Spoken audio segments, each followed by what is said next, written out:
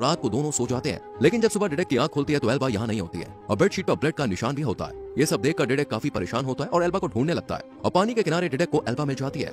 डिडेक Elba से पूछता है क्या तुम ठीक हो? इस पर एल्बा कहती है मुझे क्या हुआ, मैं तो एकदम ठीक हूँ। लेकिन तभी डिडेक की नजर एल्बा की थाई पर पड़ती है जहाँ ब्लड लगा था। डिडेक ये देखकर फिर से एल्बा से उसकी हालत के बारे में पूछता है। एल्बा बताती है कि मेरा मेंस्ट्रुअल साइकिल चल रहा है, लेकिन डिडेक को ये समझ नहीं आता, इसलिए एल्बा इसे पूरी बात समझाती है। इस पर डिडेक पूछता है कि तुम बच्चे को जन्म देना चाहती हो? ये सुनकर एल्बा बात घुमा देती है। एक दिन डिडेक गन चलाने की प्रैक्टिस कर रहा होता है कि तभी गोली की आवाज सुनकर एल्बा डिडेक के पास आती है और पूछती है कि ये तुम्हें गन कहां से मिली?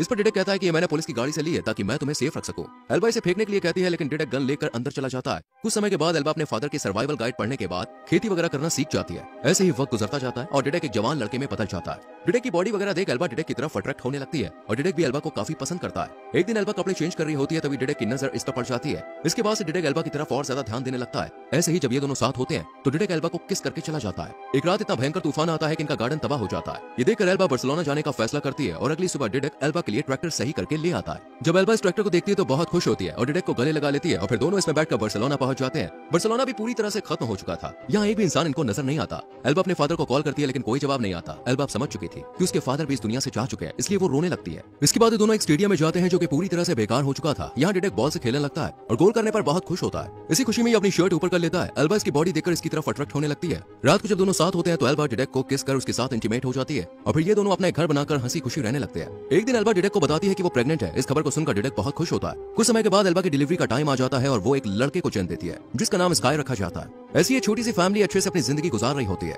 कि एक दिन एल्बा को समुद्र में एक बोट दिखाई देती है। ये देखकर एल्बा डिडेक को भी बुलाती है और बोट में चेक करने के लिए कहती है कि कहीं इसमें मेरे फादर तो नहीं है। हालांकि डिडेक ऐसा करने से मना करता है, लेकिन एल्बा फिर भी समुद्र के किनारे चली जाती है और यहाँ पर इसे एक आदमी बेहोशी हालत में पड़ा हुआ दिखाई देता है। ये दोनों इसे घर पर उठाकर लाते हैं और इसका ध्यान रखते हैं। कुछ देर बाद इस आदमी को होश आ जाता है। इस आदमी का नाम सर्गी था। ये कहता है कि मुझे तो लगा था कि मेरे अलावा इस दुनिया में कोई बचा ही नहीं है, लेकिन तुम दोनों भी जिंदा हो। एल्बा सर्गी को यहीं रुकने के लिए कहती है क्योंकि इसकी बोट में कुछ दिक्कत थी। हालांकि सर्गी के यहाँ रहने से डिडेक को थोड़ा एतराज होता है। सर्गी इन दोनों को काफी कुछ सर्वाइवल स्किल्स सिखाता है, लेकिन सर्गी और एल्बा को एक साथ देखकर डिडेक को बिल्कुल भी अच्छा नहीं लगता। एक दिन एल्बा स्काई को ब्रेस्ट फीडिंग करा रही होती है कि सर्गी उसे चुपके चुपके देखने लगता है। ये देखकर डिडेक सर्गी से पूछता है कि तुम यहाँ पर क्या कर रहे हो? इस पर सर्गी कहता है कि एल्बा बच्चे को ब्रेस्ट फीडिंग कराती है, इसलिए मैं उसे शहद देने आया हूँ। एल्बा शहद को ले लेती है, लेकिन डिडेक इसे यहाँ से जाने के लिए कहता है। सर्गी जाने से पहले इन दोनों से कहता है कि मैं तुम्हें अपनी बोट पर एक राइड देना चाहता हूँ क्योंकि तुम दोनों ने मेरा बहुत ध्यान रखा है। एल्बा और डिडेक इसकी बात को मानकर बोट पर चढ़ जाते हैं। सर्गी प्रोजेक्टर में मूवी चला देता है और यहीं सोने के लिए कहता है। सुबह डिडेक देखता है कि सर्गी ने घर से बहुत दूर ले आया है। डिडेक को यह सर्गी की एक चाल लगती है। इसके बाद जैसे ही डिडेक एल्बा को जगाने जाता है, सर्गी आकर इसके सर पर अटैक कर देता है, जिस वजह से डिडेक पानी में गिर जाता है। इतने में ये एल्बा यहाँ पे आती है और डिडेक को बचाने के लिए खुद भी पानी में कूद जाती है।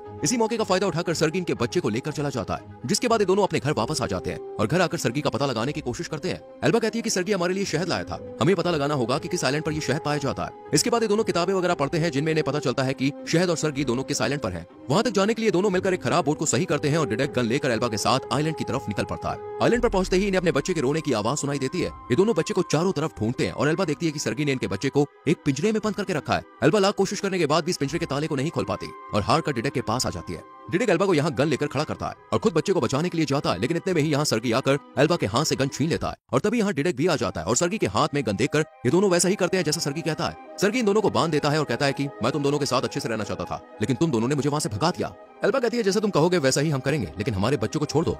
सर्गी एल्बा की बात मानकर उसे खोल देता है और एल्बा जब अपने बच्चे को ब्रेस्ट फीडिंग कराती है तो सर्गी उसे घूर घूर के देखने लगता है। ये देखकर एल्बा को बिल्कुल भी अच्छा नहीं लगता। सर्गी जब डिडेक के पास आता है तो एल्बा बच्चे को लेकर भागने लगती है। सर्गी इसका पीछा करता है, लेकिन किसी दूसरे रास्ते से एल्बा डिडेक के पास आकर इसे एक चाकू देती है। डिडेक रस्सी खोल ही रहा होता है कि सर्गी आकर एल्बा के पैर पर शूट कर देता है। इतने में रस्सी खोलकर डिडेक सर्गी पर अटैक कर देता है। ये देखकर सर्गी डिडेक को शूट कर देता है। वहीं डिडेक चाकू से सर्गी पर ऐसा अटैक करता है कि सर्गी यहीं मारा जाता है। मरने से पहले डिडेक अपने बच्चे को देखता है और फिर ये भी मर जाता है। कुछ समय के बाद हम स्काई को थोड़ा बड़ा देखते हैं जो एल्बा के साथ था। एल्बा इसे डिडेक की वीडियो रिकॉर्डिंग दिखाती है और स्काई डिडेक की तरह शर्ट ऊपर करके खुश होता है और इसी के साथ ये मूवी यहीं पर खत्म हो जाती है।